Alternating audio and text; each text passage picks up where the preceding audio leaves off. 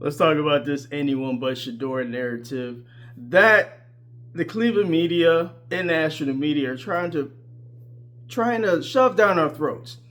All right, this has been going on since last season. Okay, we already know about Shedeur being QB4, moving up to QB1. Now the Shedeur is QB1. Now everybody wants to have all these scenarios where somebody else comes in and takes nephew's job. I watched the Ultimate Cleveland Sports Show, I think on Thursday or Friday, and they had the unmitigated gall to come on there with a straight face, looking at their cameras that they have on set for their show. They said with a straight face, you know what? Let's throw this Jameis Winston narrative out there. You know, Todd Monken was with him once upon a time. I don't even know if they knew that Jameis Winston was with Todd Monken when he was the OC with the Tampa Bay Buccaneers, I think from 16 to 12. I just think they just latched onto a name, and it was anyone but Shedeur. This anyone but Shedeur narrative, we need to speak on this because now it's Jameis Winston. It's almost like these guys that don't like Shedeur, they are constantly moving the goalposts further and further apart. We just had Jameis Winston in Cleveland. We saw him in 2024. Yeah, he had the 450-yard game against Denver. That was nice. And, you know, he loves the Lord just like Shedeur does. We get that. But you're not trying to establish a team with Jameis Winston. Okay, he already done had that time with the Buccaneers. We saw what he was about. He's best suited as a backup quarterback now. So y'all want to bring in a guy that Cleveland already had in place in 2024. The same people on the show on UCSS that were saying we should not re-sign Jameis Winston past 2024. We want him out of here. Those same people, now they want to bring Jameis Winston in to challenge Shedeur Sanders. I mean, the narratives that these guys just come up with, all these guys. I want to focus on the Ultimate Cleveland Sports Show because they have the biggest platform and they are the most egregious and loud with their anyone but Shedeur narrative. Whether it be Jason Lloyd on there or now Adam the Bull. A heel turn, to say the least, from Adam the Bull. I don't know if their producers are like, hey, this is good television with you not agreeing with Garrett Bush on that platform.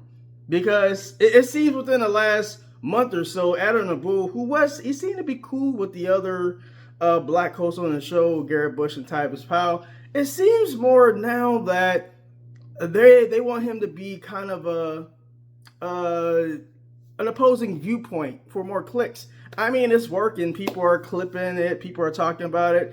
I'm making a whole video about it. So, I mean, it's working, the heel turn from Adam the Bull on the Ultimate Cleveland Sports Show. But it's come at an expense to Adam the Bull's reputation. I mean, you really doubling back on Jameis Winston with this anyone but Shedeur narrative? I mean, it just keeps going. People are saying, like, Jason Lloyd, they were like, oh, Kenny Pickett. Kenny Pickett is a guy. Then it went to Dylan Gabriel. Then it's like, then it went to the EPA argument about Shedeur. It went to QBR. Now it's monkey branching from that into, it seems like Todd Monken, seems like he's a Shedeur guy. Todd Monken wanted to recruit Shedeur at Georgia. Todd Monken dapping Shedeur up, saying, hey, you are what I've been looking for. We tried to draft your ass. These people are trying to not act like we didn't see that on film, like we didn't see that on wax. Y'all really trying to erase what we saw? They're like, oh man, maybe Todd Monken, he's just saying that because he got the job and that's what he needs to say. Well, how do you explain the general interest from Todd Monken when he was the offensive coordinator at Georgia? You can't fake interest. You can't fake impressions. Your first impression of somebody is usually your first impression of somebody is usually how you feel about somebody. Todd Monken in that moment genuinely looked like he effed with Shedeur. And that's all we've been asking for as Shedeur fans. Hey, he needs a coach that's going to give him opportunity and actually believes him. That's what we've been asking for the entire time. And now we have an entire month, and when people are trying to be like, well, they might bring in this quarterback. They might bring in what's the hot name now? They talk about Jameis Winston. Like, I can't believe they actually brought Jameis Winston name up. Like, seriously, Jameis Winston, and I like Jameis Winston. It's crazy. Jameis Winston, are you serious? Now they're going to probably get off Jameis Winston. They're probably going to be like, whoa, you know what? Carson Beck. Just watch it, man. Within the next week, people are going to be like, well, they might take a flyer on Carson Beck. Because Carson Beck, he was with Todd Monken when he was at Georgia. He was the backup to Stetson Bennett. There's a connection there. Why don't we bring him in to compete? It's like Carson Beck has a noodle arm. Okay, so we're going to bring in Carson Beck. Bring him in. I say, look, anyone but Shedeur, I say bring on all challengers, okay? Bring on all challengers. I got confidence, and I'm confident that Shedeur is going to take on all challengers. Shedeur is going to rise up, and Shedeur is him. It just is what it is. I don't care who the Cleveland Browns bring in, if they even bring in people. Now people are bringing up Anthony Richardson, the failed project with the Colts, because that's somebody Todd Monken could possibly mold. It's anyone but Shedeur narrative knows no ends, knows no bounds. It's literally any quarterback, let's not name Shedeur Sanders, any trash quarterback, any reclamation project you could think of. Bring Anthony Richardson in. Anthony Richardson, sure, he can throw the ball 80 yards, but he can't hit the broadside of a barn. What good is a strong arm if you can't hit your target? Sure, he can throw 75 yards flat-footed, but he's been like 45%. He's had starts in the league. I think this is his fourth year in the league. He got drafted in 21. So at that point, you kind of are who you are. I mean, there are scenarios out there where you can, be that reclamation project like a Sam Darnold. But Sam Darnold, he's on like year 8, year 9. He had flashes and hints of, possibly being that guy. Anthony Richardson, you ain't really seen a lot from him. And Anthony Richardson, for as big as he is, he gets hurt a whole lot. Like, you can't be big and getting hurt and have a strong arm, but you're not very accurate. Like, what? At some point, you got to go out there and produce. Has Anthony Richardson even had a 300-yard game? I believe Shedeur had a 300-yard game in his third start in the NFL with a coach that ain't really rock with him. So I'm just saying, y'all want to bring in Anthony Richardson. Yeah, possibly want to bring in Carson Beck. Y'all possibly want to bring in Jameis Winston. Let's throw some more names out there. I mean, we had Dylan Gabriel. We already saw what we got out of him. We saw Kenny Pickett at one time. I mean, people talking about Malik Willis. Shedeur has 7 starts. Malik Willis has 6 starts in his NFL career. So we don't even have the money to invest in somebody like a Malik Willis because of our Deshaun Watson contract. So this whole anyone but Shedeur narrative, it leaves out that the Cleveland Browns are handicapped by the salary cap because of the Deshaun Watson trade. Okay, they're handicapped by a lot of things.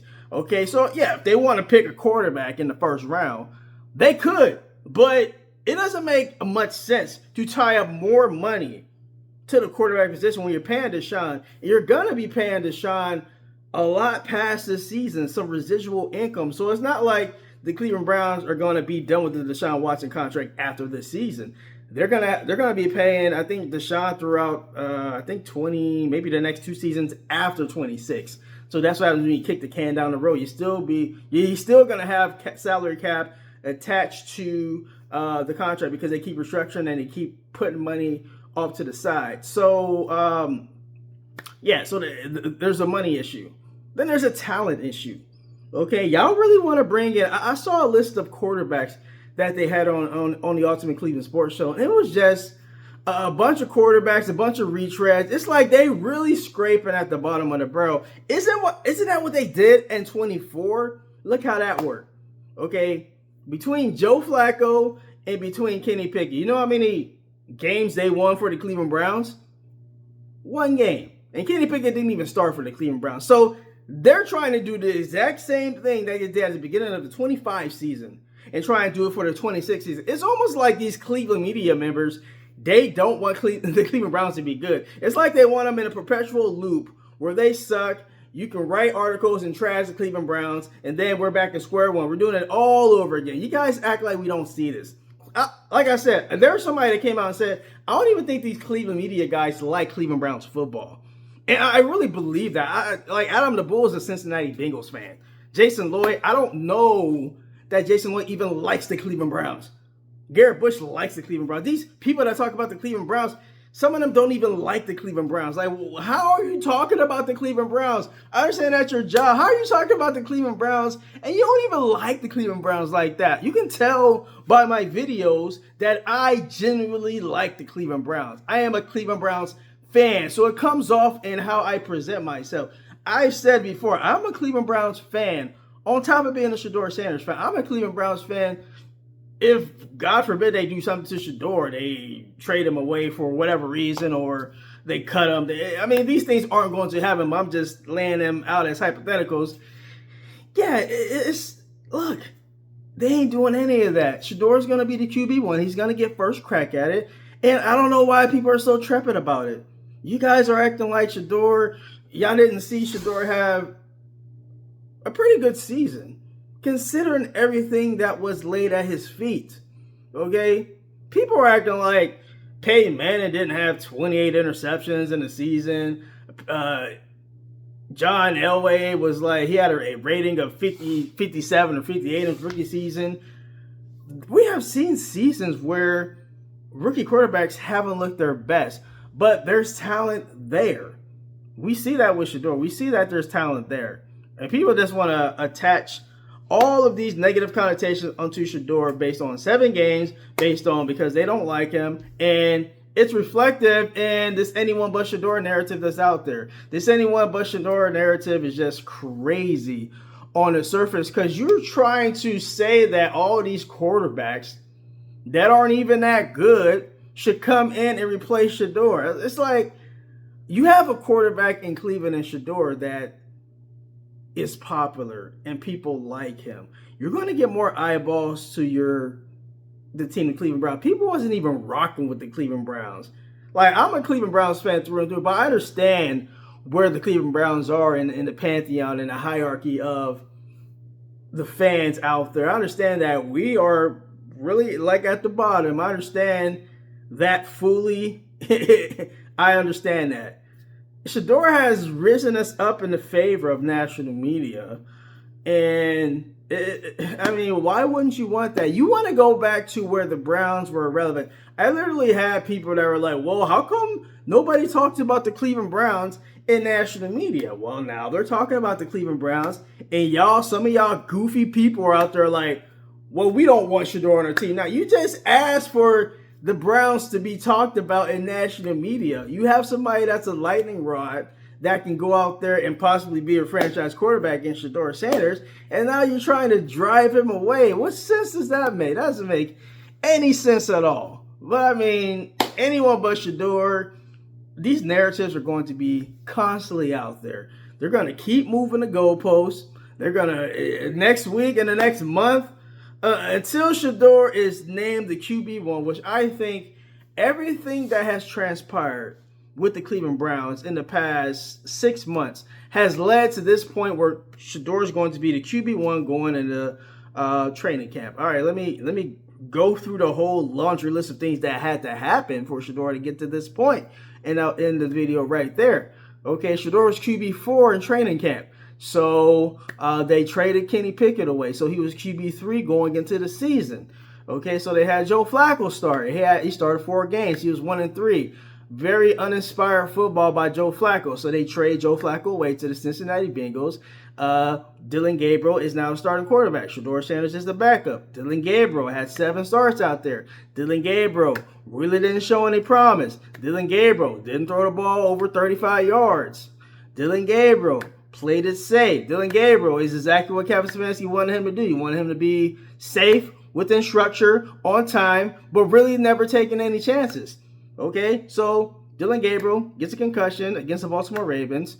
You insert Shedeur, And Shedeur starts the rest of that game. Shedeur starts 7 more games for the rest of the year. Shedeur shows promise. Shedeur shows that he can actually throw the deep ball. Shedeur, when he was asked, hey, we want you to complete passes, short passes, like Dylan Gabriel's doing the whole time. He did that in the Buffalo Bills game. He had a completion percentage close to 70%.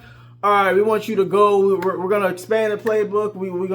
We're playing the Tennessee Titans. Hey, go out there. We're just going to open the whole playbook up. Shedeur threw 364 yards in that game. Hey, Shedeur, we need you to go win the game against Cincinnati Bengals. All right, you're not playing that well. You're emotionally distraught. You got some things going on.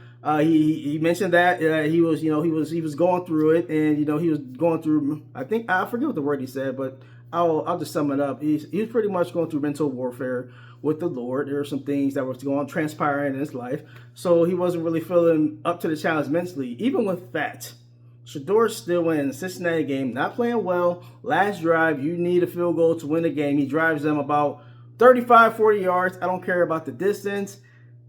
He did it. When he was asked to get it done, last drive of the season, not playing well in that game. I think he had under 100 yards in that game leading up to that drive. He leads them down the field. They kick a field goal. They win the game. He beats 2 divisional opponents in the year. Shedeur's 3-4 in the season. And then everybody that wants to bring up QBR, people want to bring up EPA, they want to bring up all this nonsensical stuff.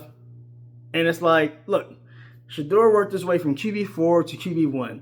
And y'all jokers out there in media are really trying to snatch it from him with this anyone but Shedeur. Hey, we should bring in Jameis Winston. Hey, we should bring in Ty Simpson, who really didn't look that impressive in college, if we're going to be frank about it. We want to bring in Malik Willis. We want to bring in Mac Jones. We want to bring in Anthony Richardson. We want to bring in anyone that's not Shedeur Sanders. It's just crazy and wild. It's pretty nefarious. And I'm getting tired of it. It's like, bro, like we see it, man. We see the anyone but Shedeur narrative, and it's just, we're tired of it as Shedeur fans, and I'm tired of it, particularly as a Cleveland Browns fan.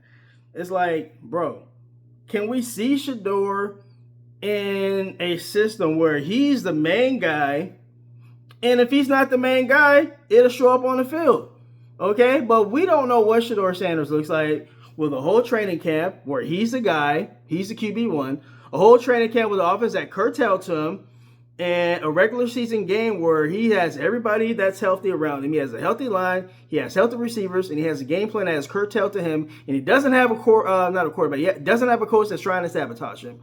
Until I see that, and I see after X amount of games, oh, Shedeur really ain't him. Really, Shedeur ain't really, with everything that is curtailed to him, everything going his way, everything finally in order. If then he goes out and does not ball out, I come on here and be like, hey, man, Shedeur ain't playing good. But until that time, and I don't think that time will come, I think Shedeur is that talented. If he has everything, like I just mentioned, he is going to succeed. Todd Monken will have him up and ready. Todd Monken likes him. And I think it's going to be magic, bro. I think it's a match made in heaven. And I don't know why Cleveland media, the ones who are against it, don't see it. And I don't see why national media, they don't see it as well. I mean, this whole Shedeur, anyone but Shedeur narrative is just, I'm just over it. And I can't wait, man. It's going to be a long off season, man. It's going to be a very long off season. But, hopefully, Shedeur gets through it, and Shedeur's QB1. He's going to be QB1. And it's going to be great, man. I can't wait. It's going to be a fantastic year. I mean, we got, it's February 1st. Bro, we got until September to some meaningful football for us Cleveland Browns. That's a long time. It's like 7 months from now. That's crazy. But KSK Sports rolling out. Like and subscribe. Share this video, man. Get this message out to everybody. Peace.